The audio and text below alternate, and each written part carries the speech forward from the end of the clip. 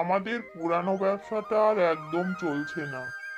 এই ভাবতে ভাবতে রামু গ্রামের রাস্তা ধরে হাঁটতে হাঁটতে মন মেজাজ খারাপ করে পাশে থাকা একটা বাজার সেখানে গিয়ে দাঁড়িয়ে দাঁড়িয়ে দেখতে থাকে আর চিন্তা করতে থাকে যে আর আমার সেই পুরানো ব্যবসাটা চলছে না।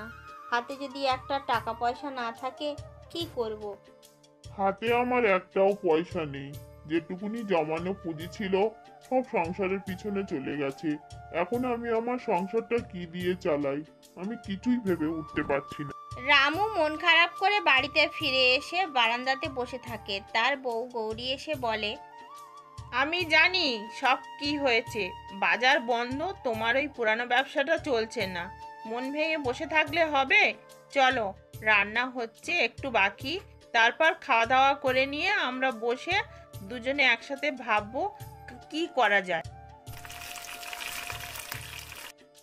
জানো গিন্নি, আমার সকাল থেকে আজকে খুব খিদে পেয়েছিল, কিন্তু আমার কাছে পয়সা ছিল না, যার জন্য আজকে সকাল থেকে আমি কিছুই খাইনি।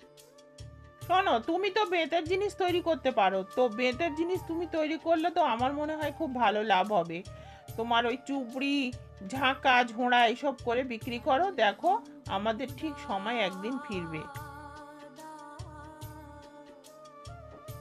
গিন্নি, তোমার এই বুদ্ধিটা কিন্তু মন্দ না। তুমি এই বুদ্ধিটা দেওয়ার জন্য অসংখ্য ধন্যবাদ। ছোটবেলায় আমার ঠাকুরদার কাছে এই বেতের জিনিস বোনাটা আমি শিখেছিলাম। যদি আজকের কাজে আসে ঠাকুরদার কাছে শেখার জিনিসটা, তাহলে তোমার না একটা আমি সোনার গয়না করে দেব। বুঝলে? যাই আজকের বুনি, কালকেরে আমি বাজারে নিয়ে যাব। রামু সেই ছোটবেলায় ঠাকুরদার কাছে শেখা ও গিন্নির কথা শুনে বেতের তৈরি সুন্দর সুন্দর জিনিস তৈরি করে সে সকালবেলা বাজারের দিকে গেল। দুটো বাজারে সে গেল। বেতের জিনিস নাও, বেতের জিনিস অনেক সস্তা সস্তা। চুপড়ি আছে, পাখা আছে, ঝোড়া আছে, টুপি আছে। কি পছন্দ নিয়ে যাও।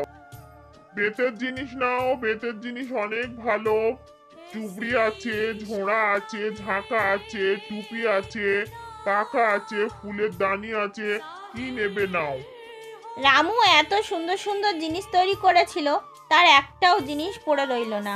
সবটাই সে বিক্রি করে বাড়ি ফিরে এলো। জানো গিন্নি, আজকের একটু স্বস্তির নিঃশ্বাস পাচ্ছি। যা তৈরি করেছিলাম সব বিক্রি হয়ে গেছে। কালকের আরেকটু বেশি করে করতে হবে। পারলে তুমি আমাকে একটু সাহায্য করো। তোমার সোনার হার গড়িয়ে দেবো যে।